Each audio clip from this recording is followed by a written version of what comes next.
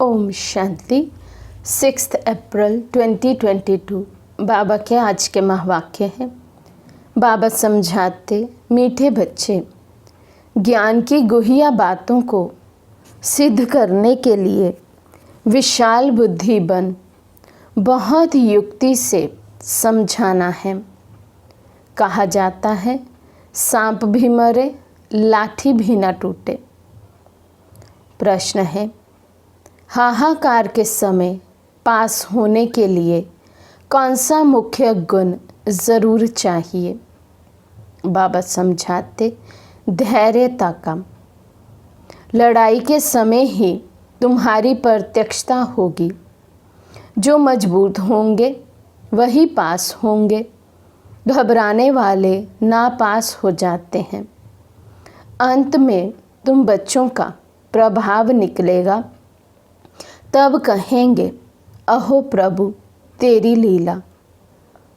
सब सुनेंगे, गुप्त वेश में प्रभु आया है।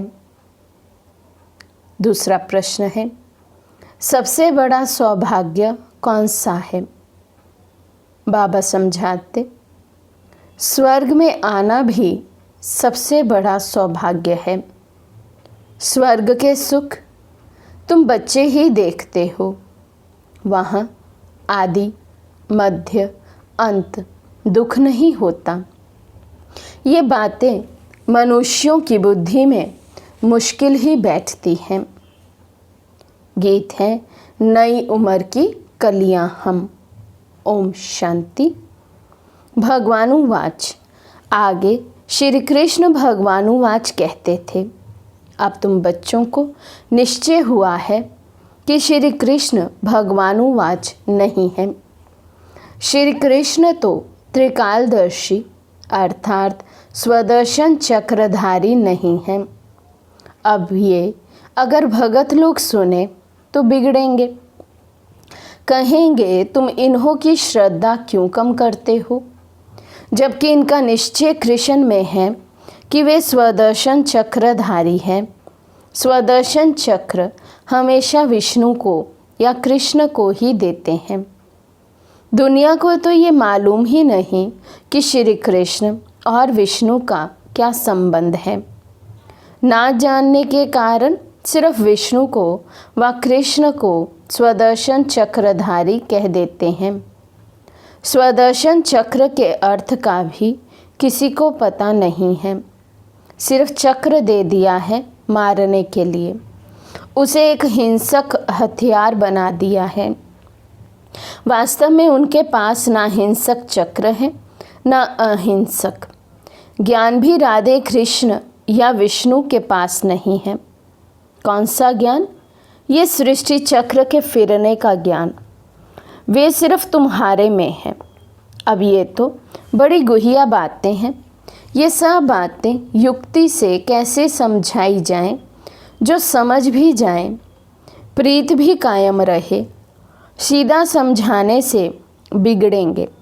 कहेंगे कि आप देवताओं की निंदा करते हो, क्योंकि वे सब हैं एक समान, सिवाय तुम ब्राह्मणों के। तुम कितनी छोटी छोटी बच्चियां हो।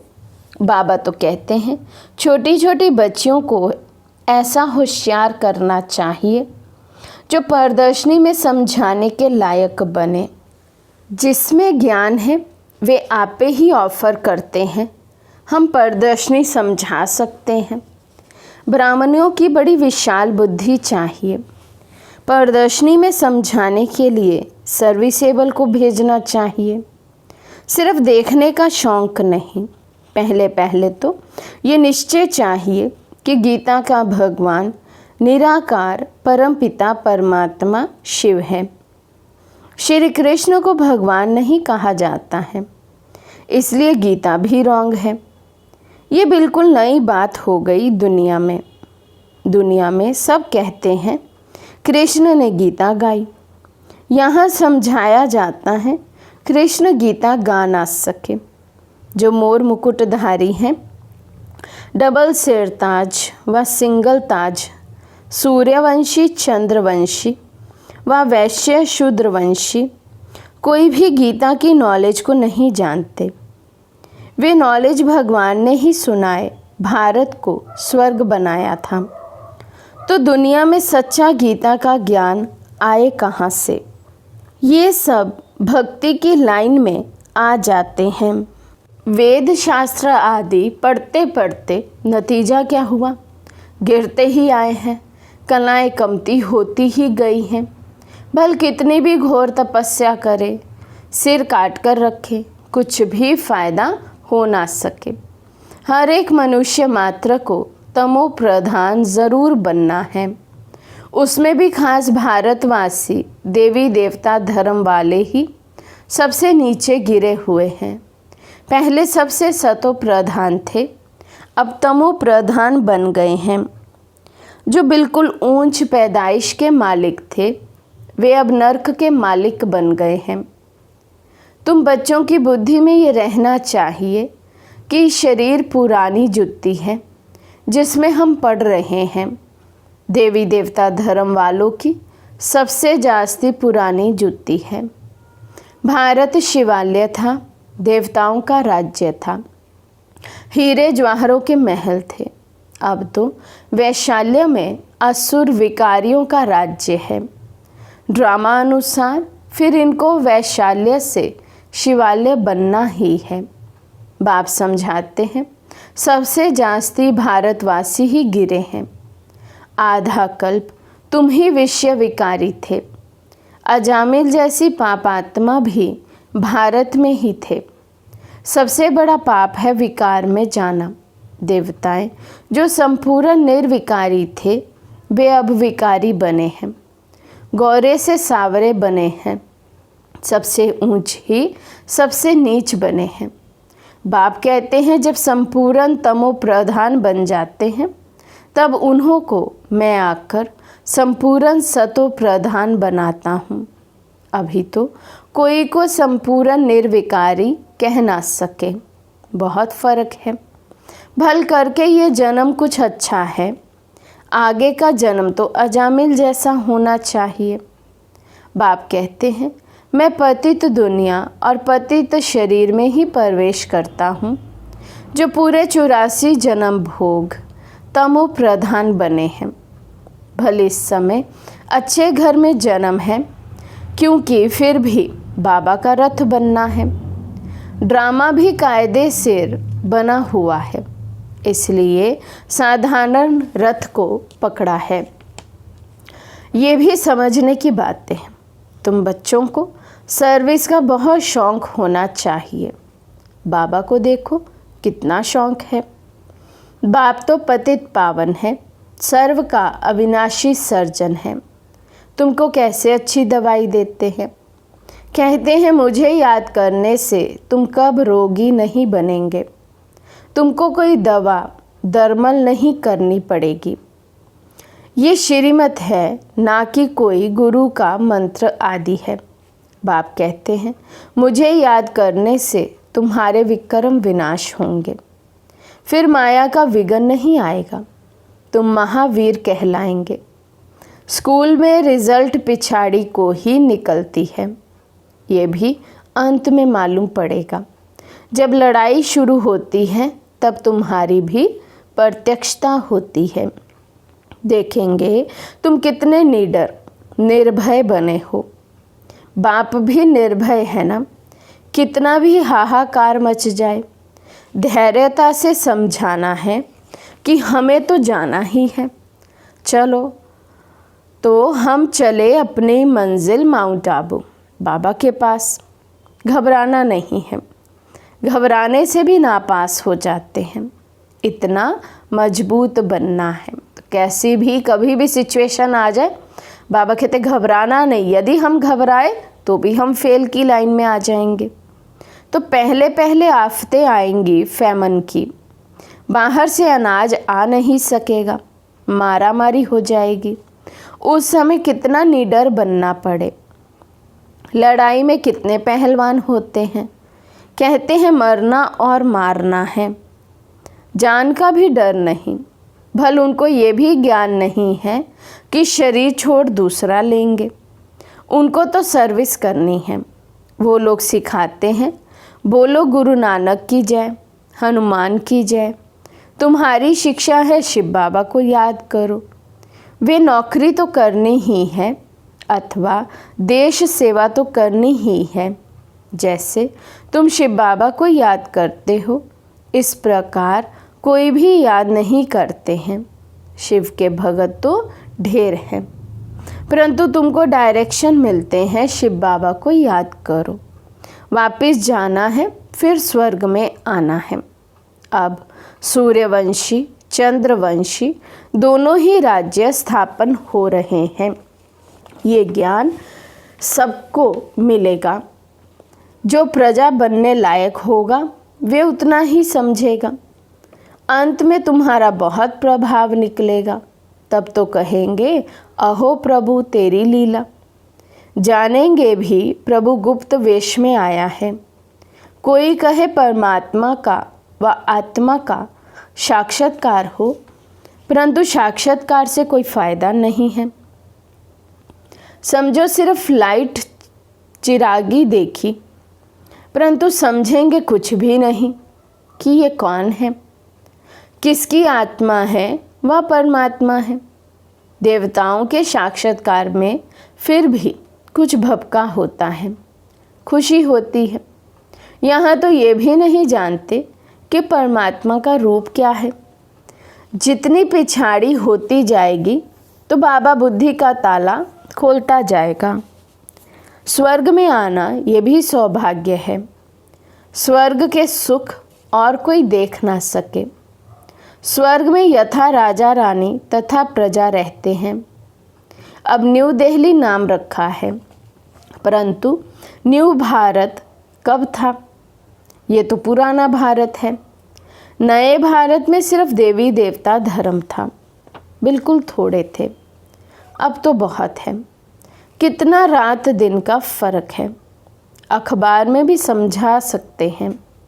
तुम न्यू दिल्ली न्यू भारत कहते हो, परंतु नव भारत न्यू दिल्ली तो नई दुनिया में होगी। वे तो पैराडाइज होगा। सो तुम कैसे बना सकते हो? यहाँ तो अनेक धर्म हैं, वहाँ एक ही धर्म है। ये सब समझने की बातें हैं। हम सब मूल वतन से आए हैं। हम सब आत्माएं ज्योतिर्बिंदु स्टार मिसल है। जैसे स्टार आकाश में खड़े हैं, कोई गिरते भी नहीं हैं, ऐसे हम आत्माएं ब्रह्मांड में रहती हैं। बच्चों को अब मालूम पड़ा है कि निर्वाण धाम में आत्मा बोल ना सके, क्योंकि शरीर नहीं है। तुम कह सकते हो हम आत्माएं परम धाम की रहने वाली हैं। ये नई बात है। शास्त्रों में लिख दिया है कि आत्मा बुदबुदा है, सागर में समा जाती है। तुम अब जानते हो पतित पावन बाप सबको लेने के लिए आया है। 5000 वर्ष के बाद ही भारत स्वर्ग बनता है। ये ज्ञान किसी की बुद्धि में नहीं है। बाप ही आकर समझाते हैं। हम ही राज्य लेते हैं, हम ही राज्य गवाते हैं। इनकी नो एंड। ड्रामा से कोई छूट नहीं सकता। कितनी सहज बातें हैं, परंतु किसी की बुद्धि में ठहरती नहीं हैं। अभी आत्मा को अपने 84 जन्मों के चक्र का मालूम पड़ा है, जिससे चक्रवर्ती महाराजा महारानी बनते हैं। ये सब खत्म होने वाला है। विनाश सामने खड़ा है। फिर क्यों लोभ जास्ती करें धन इकट्ठा करने का? सर्विसेबल बच्चा है तो उनकी यज्ञ से पालना होती है। सर्विस नहीं करते तो ऊंच पद भी नहीं मिलेगा। बाबा से पूछ सकते हो, हम इतनी सर्विस करते हैं जो ऊंच पद पाएं। बाबा कह देते हैं आसार ऐसे दिखाई देते हैं जो तुम प्रजा में चले जाएंगे। यहाँ ही मालूम पड़ जाता है। छोटे छोटे बच्चों को भी सिखलाकर इतना होशियार बनाना चाहिए जो प्रदर्शनी में सर्विस करके शौक करे। अच्छा, मीठे मीठे सिक्के लदे बच्चों प्रति माता पिता बाप दादा का याद प्यार और गुड मॉर्निंग। रूहानी बाप की रूहानी बच्चों को नमस्ते। हम रूहानी बच्चों की रूहानी बाप दादा को दिल व जान सिक व प्रेम से नमस्ते नमस्ते नमस्ते जी। धारणा के लिए मुख्य सार। फर्स्ट पॉइंट, बाप समान निर्भय निडर बनना है। धैर्यता से काम लेना है, घबराना नहीं है। सेकंड पॉइंट, विनाश सामने है, इसलिए जास्ती धन इकट्ठा करने का लोभ नहीं करना है। ऊंच पद के लिए ईश्वरीय सेवा कर कमाई जमा करनी है। आज का वरदान है, सर्व खजाने जमा कर और रूहानी फक्र अर्थात नशे में रहने वाले बेफिक्र बादशाह भव। बाप दादा द्वारा सब बच्चों को अखुट खजाने मिले हैं। जिसने अपने पास जितने खजाने जमा किए हैं उतना उनकी चलन और चेहरे में वे रूहानी नशा दिखाई देता है। जमा करने का रूहानी फक्र अनुभव होता है। जिसे जितना रूहानी फक्र रहता है उतना उनके हर कर्म में वे बेफिक्र बादशाह की झलक दिखाई देती है। क्योंकि जहाँ फक्र है वहाँ फिक्र नहीं रह सकता। जो ऐसे बेफिक्र बादशाह हैं वे सदा प्रसन्न चित्त हैं। स्लोगन है, ज्ञानी तो आत्मा वे हैं जो ज्ञान डांस के साथ संस्कार मिलन की डांस जानता है। ज्ञानी तो आत्मा वे हैं जो ज्ञान डांस के साथ संस्कार मिलन की डांस जानता है। अच्छा, ओम शांति।